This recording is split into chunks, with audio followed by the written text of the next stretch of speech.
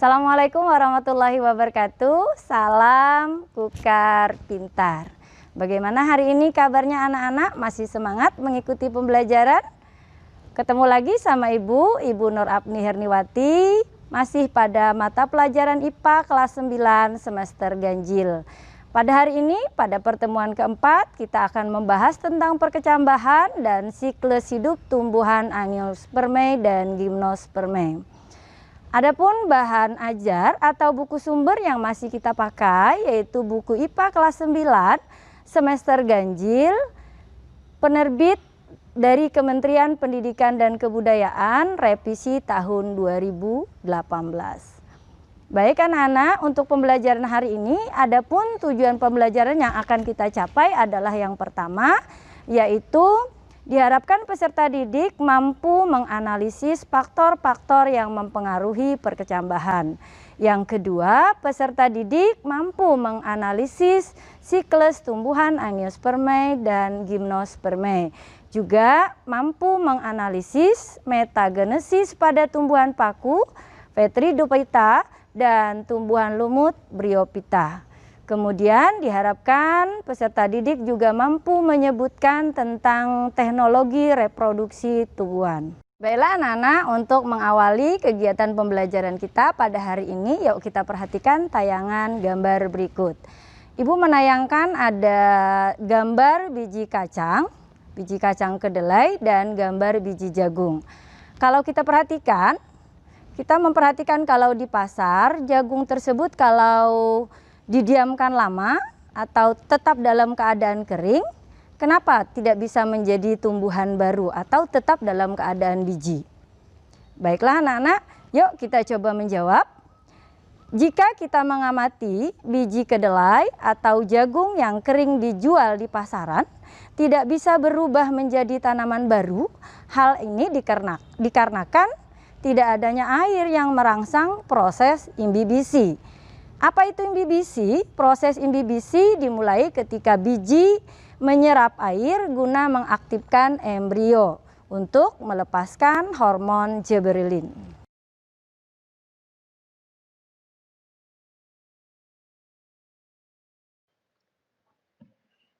Baiklah anak-anak, untuk selanjutnya kita coba memahami definisi daripada perkecambahan. Apa itu perkecambahan atau germinasi? Merupakan tahap awal perkembangan suatu tumbuhan, khususnya tumbuhan berbiji. Dalam tahap ini, embrio di dalam biji yang semula berada pada kondisi dorman mengalami sejumlah perubahan fisiologis yang menyebabkan ia berkembang menjadi tumbuhan muda. Perhatikan pada gambar, jadi terlihat itu sebuah biji yang mulai terlihat hipokotilnya. Apa itu hipokotil? Hipokotil itu adalah bagian batang lembaga antara koteledon dan radikula. Jadi dia merupakan transisi antara batang dan akar ya. Kemudian di situ ada radikula. Radikula itu nanti yang akan berkembang menjadi radix atau akar ya.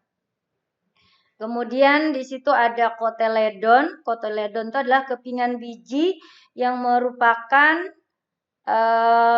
lembaga pertama, daun pertama lembaga. Jumlahnya biasanya satu untuk jenis tumbuhan berkeping satu atau monokotil dan biasanya berdaun dua untuk jenis tumbuhan keping dua atau dikotil ya. Kemudian akan terlihat itu muncul mulai daun sejati, kemudian ada epikotil yaitu bagian dari ujung atas sumbu lembaga yang nantinya membentuk sistem pembuluh ya, sistem pada perkecambahan atau calon individu baru tadi.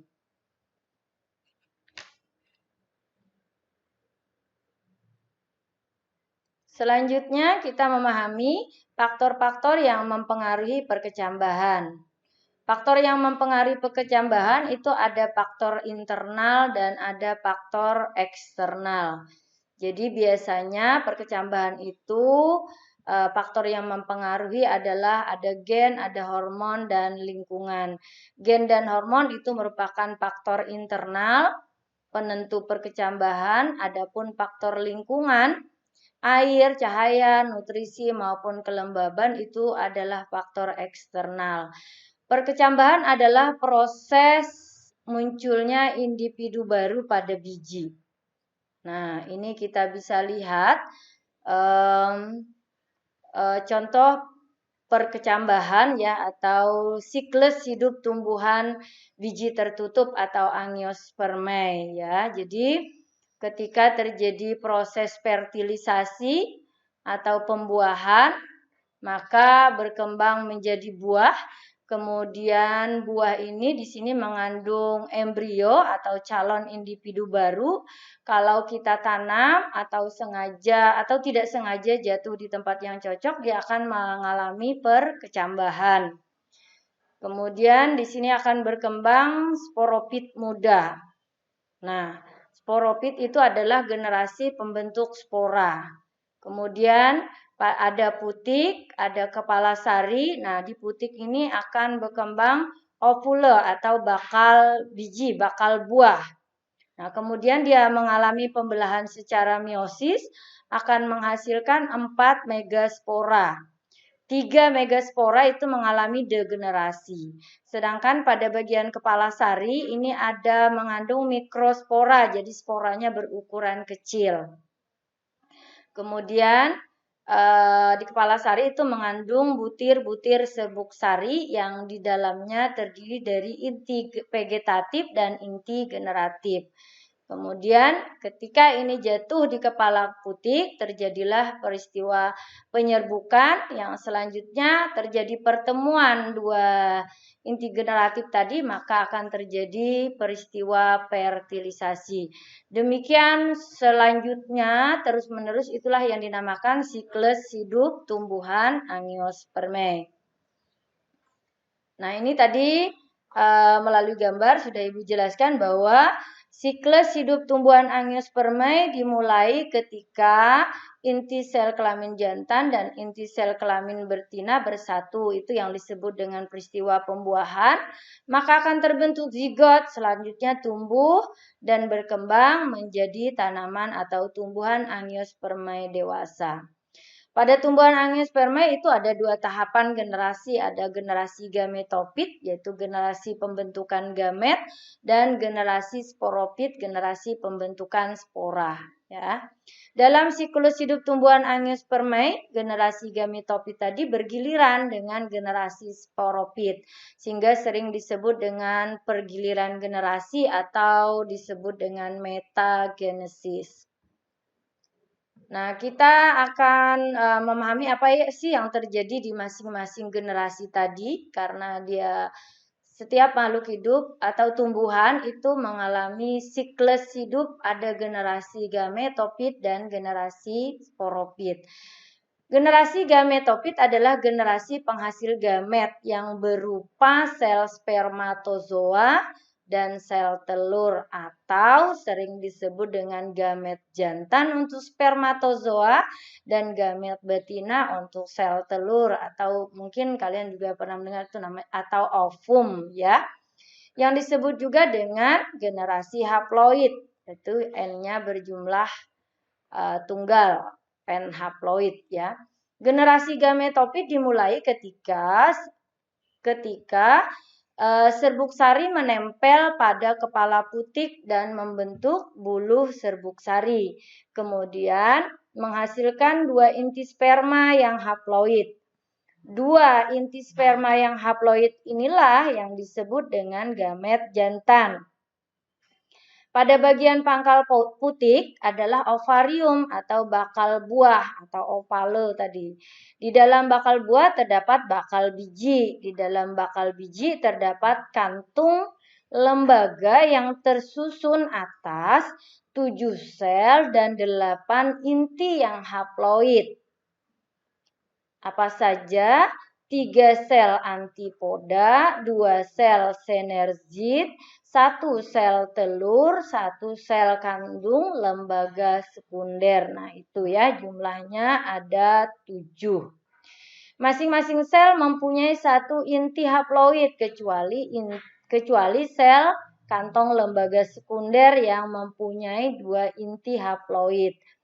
Kantong lembaga inilah yang disebut dengan gametofit betina. Generasi sporopit adalah generasi yang diploid atau kromosomnya sudah 2N berganda, yaitu generasi penghasil spora. Spora pada tumbuhan Angiospermae itu akan berkembang menjadi serbuk sari. Peleburan sel telur dan sperma mengakibatkan bakal biji berkembang menjadi biji. Hasil peleburan bersifat diploid. Nah, biji akan tumbuh menjadi tumbuhan baru. Tumbuhan baru akan berkembang memiliki akar, batang, dan daun. Dan pada suatu saat terbentuk bunga. Tumbuhan Angiospermae dewasa itu bersifat diploid dan dikenal dengan generasi sporopit atau penghasil spora. Nah, ini siklus hidup tumbuhan biji terbuka atau gimnospermae, ya. Jadi di dalam satu tumbuhan karena dia mengalami pembuahan tunggal, maka dia memiliki ada konus betina dan konus jantan. Nah, ini adalah siklus hidup tumbuhan gimnospermae. Nah, kita coba memahami gambar tadi lewat paparan berikut ini. Pertama, pembuahan tunggal itu dimulai dengan menempelnya serbuk sari pada kepala putik. Lalu serbuk sari ini selanjutnya akan membentuk bulu serbuk sari yang berkembang dari sel vegetatif pada serbuk sari. Bulu serbuk sari tumbuh dan berkembang mengarah ke archegonium melalui mikrofil. Sel generatif ini selanjutnya akan membelah menjadi 2, yaitu sel dislokator atau tangkai sel dan spermatogen atau sel tubuh. Selanjutnya sel spermatogen atau sel tubuh akan kembali membelah diri menjadi 2 dengan ukuran yang berbeda. 1 berukuran besar dan 1 berukuran lebih kecil. Lalu saat mencapai sel telur, sel dislokator dan sel sperma kecil ini melebur atau melakukan proses degenerasi. Sel sperma besar bersatu dengan sel telur menghasilkan zigot yang akan tumbuh menjadi embrio. Pada tumbuhan atau tanaman gimnospermae itu juga ada generasi gametofitnya. Ini terjadi dalam bentuk kerucut yang terbentuk pada tumbuhan sporopit yang sudah dewasa. Setiap gametofit jantan hanya memiliki beberapa sel saja yang berada dalam sebuah butir serbuk sari. Dan setiap gametofit betina hanya akan menghasilkan telur dalam sebuah bakal biji. Penyerbukan yang terjadi antara gametofit betina dan jantan harus berlangsung agar pembuahan dapat terjadi dan berlangsung. Memiliki generasi sporopit yang dominan. Apa maksudnya? Mari kita pahami paparan berikut. Sebuah siklus dari sejenis tanaman atau tumbuhan vaskuler yang menghasilkan biji di dalam rujung atau konin. Pada jenis tumbuhan ini memiliki 2 rujung, yaitu rujung betina dan rujung jantan. Contohnya, pada tumbuhan pinus dan cemara yang termasuk jenis conifer. Antara gametofit maupun sporopit generasi baru berikutnya dapat berkembang pada tanaman induk sporopit. Rujung terbentuk pada tanaman sporopit dewasa. Kemudian pada rujung jantan, spora ini berkembang lebih lanjut menjadi gametofit jantan. Dan setiap gametofit jantan terdiri hanya dari beberapa sel tertutup pada setiap butir serbuk sari.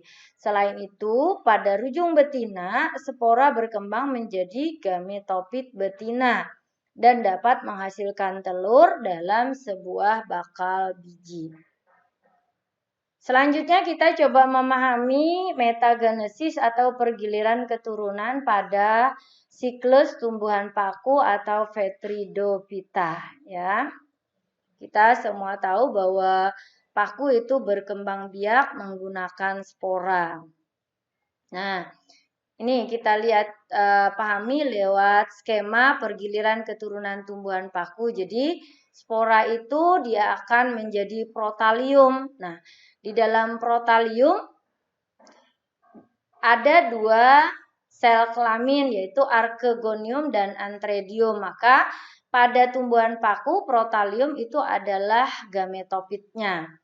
Ketika spermatozoid dan sel telur itu bertemu maka berkembang menjadi zigot dan akan menjadi tumbuhan paku muda. Nah, di sinilah fase sporopitnya. Kemudian dia akan berkembang menjadi sporopit, kemudian sporangium kembali menjadi spora. Terus siklusnya seperti itu. Maka kita bisa lihat generasi gametofitnya adalah N haploid berukuran kecil, tumbuh tak lama kemudian membentuk gamet.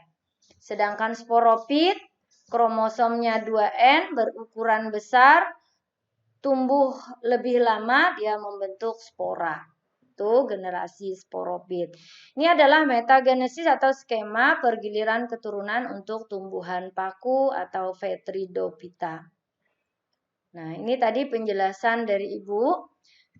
Tumbuhan paku mengalami pergiliran keturunan metagenesis antara fase gametofit dan fase sporopit. Kedua fase ini berlangsung terus-menerus secara bergiliran. Sporopit pada tumbuhan paku adalah tumbuhan paku itu sendiri yang menghasilkan spora pada daunnya. Sporopit pada tumbuhan paku itu merupakan fase dominan untuk proses pergiliran keturunan pada tumbuhan paku. Spora yang dihasilkan akan tumbuh bila jatuh pada tempat yang lembab dan teduh atau pada tempat yang paling cocok. Nah, ini adalah siklus hidup tumbuhan lumut, ya. Sama halnya tadi dengan paku, lumut pun berkembang biak menggunakan spora. Nah, kita lihat atau kita pahami lewat pergiliran atau skema berikut. Jadi, spora kemudian menjadi protalium, kemudian menjadi tumbuhan lumut. Nah, kalau pada Bryophyta atau tumbuhan lumut yang menjadi gametofitnya. Maka karena tumbuhan lumut adalah fase atau generasi gametofit, berarti di sini yang akan menghasilkan gamet, antheridium dan archegonium. Antheridiumnya menghasilkan sebagai sel kelamin jantan menghasilkan spermatozoid, archegoniumnya sebagai sel kelamin betina ini yang menghasilkan ovum.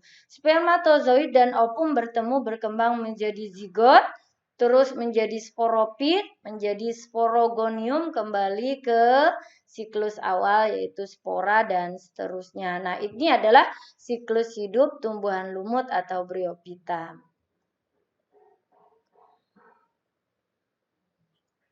Ini adalah tayangan yang tadi sudah Ibu jelaskan bahwa pada tumbuhan lumut pun terjadi dua fase, makanya disebut dengan metagenesis.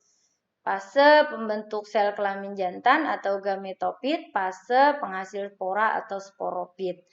Gametofit merupakan bentuk tubuh yang haploid, sedangkan sporopit diploid, kromosomnya berpasangan. Proses pergiliran keturunan ini dinamakan metagenesis. Kedua fase ini berlangsung secara bergiliran ketika spora telah matang. Itu yang harus kita perhatikan. Kemudian maka ia akan dilepaskan dari kotak spora dan diterbangkan oleh angin. Jika spora itu jatuh di tempat yang lembab atau yang cocok, maka dia akan berkembang menjadi benang-benang halus berwarna hijau yang disebut dengan protonema. Tumbuhan lumut dewasa akan menghasilkan sel kelamin jantan spermatozoid yang dibentuk dalam struktur khusus yaitu antredium, dan sel telur yang dibentuk dalam alat kelamin betina atau yang disebut dengan archegonium. Nah, kita coba selanjutnya memahami teknologi reproduksi pada tumbuhan. Nah, perhatikan ini adalah beberapa jenis tumbuhan yang sudah dikembangbiakan melalui teknologi. Ada hidroponik, ada vertikultur, ada kultur jaringan. Oke, kita coba memahami apa itu hidroponik. Jadi hidroponik adalah merupakan cara penanaman tumbuhan dengan menggunakan larutan nutrisi dan mineral dalam air dan tanpa menggunakan tanah. Tanaman darat khususnya sayuran seperti paprika, tomat, timun, melon, terong, dan selada itu dapat dikembangkan dengan cara ini. Ya, cukup kita menyiapkan medium yang tak larut dalam air, misalnya kerikil, arang, sekam, spon, serbuk kayu, dan lain sebagainya. Ilmuwan menemukan bahwa tumbuhan menyerap nutrisi yang penting dalam bentuk-bentuk ion yang terlarut dalam air. Itu hidroponik ya. Apa kelebihan teknologi reproduksi dengan hidroponik? Antara lain tanaman tumbuh lebih cepat, pemakaian pupuk lebih hemat, pemakaian air lebih efisien, tenaga kerja yang diperlukan lebih sedikit. Lingkungan kerja menjadi lebih bersih, hara dan pH lebih teliti, dan masalah hama dan penyakit tanaman dapat dikurangi. Ini adalah kelebihan daripada teknik reproduksi jenis hidroponik. Sekarang vertikultur. Apa itu vertikultur? Teknik budidaya tanaman dengan cara membuat instalasi secara bertingkat. Vertikal ya, dengan tujuan untuk meningkatkan jumlah tanaman.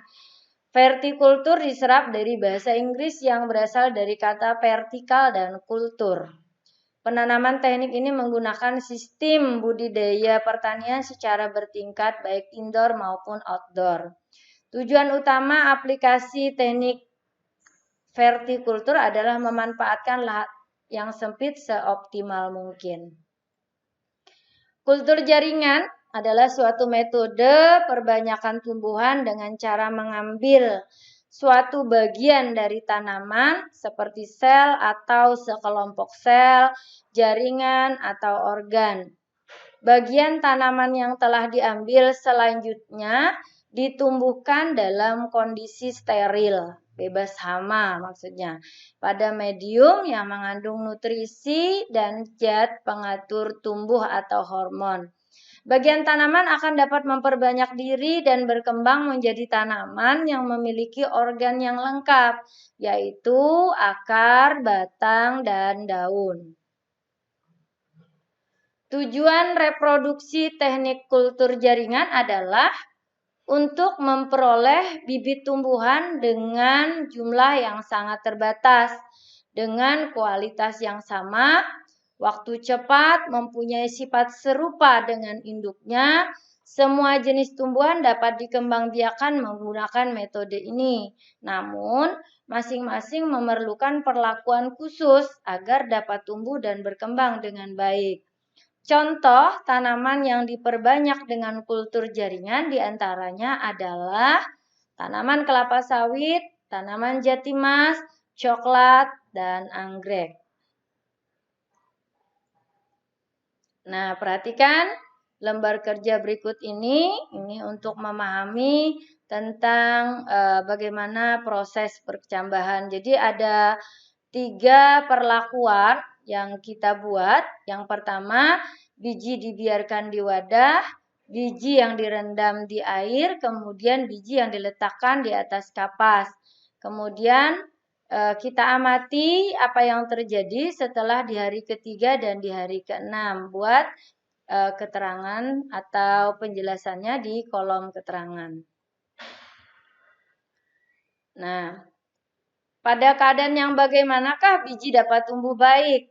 Apa yang menyebabkan biji direndam dalam air itu tidak tumbuh? faktor apa saja yang diperlukan dalam perkecambahan, kemudian berlatih menyusun laporan secara narasi dari hasil kegiatan diskusi tadi. Nah, coba selesaikan siklus hidup tumbuhan Angiospermae berikut. Tulis apa yang terjadi di masing-masing keterangan pada gambar. Misalnya nomor 1 itu terjadi proses apa dan seterusnya sampai nomor 8. Nah, kemudian disajikan ada 2 skema di atas, lengkapi tabel berikut dengan memperhatikan skema pergiliran keturunan baik pada tumbuhan lumut dan tumbuhan paku. Kemudian coba dijawab 5 pertanyaan di bawah tabel berikut. Apakah tumbuhan lumut hanya dapat bereproduksi secara seksual? Apakah tumbuhan lumut dapat bereproduksi secara aseksual? Bagaimana cara tumbuhan lumut bereproduksi secara aseksual? Pernahkah kamu menjumpai tumbuhan tersebut berbunga?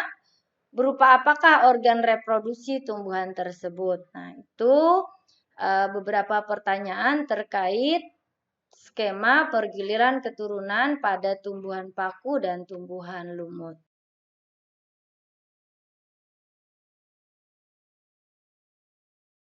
Bagaimana dengan paparan Ibu tadi? Semoga bisa dimengerti dan bisa dipahami ya.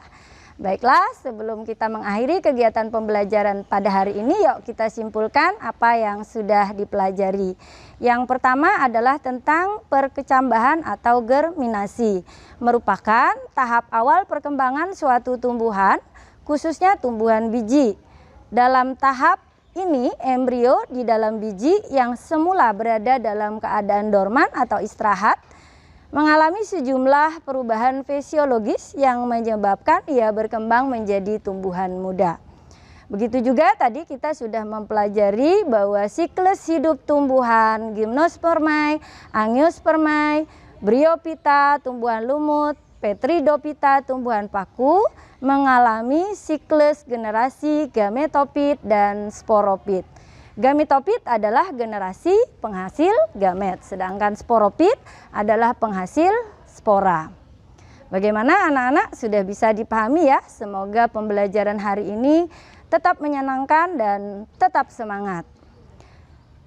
Ibu akhiri untuk pembelajaran hari ini, Ibu ucapkan terima kasih dan jangan lupa kita akan ketemu lagi pada pertemuan kelima nanti dengan materi perkembangbiakan pada hewan.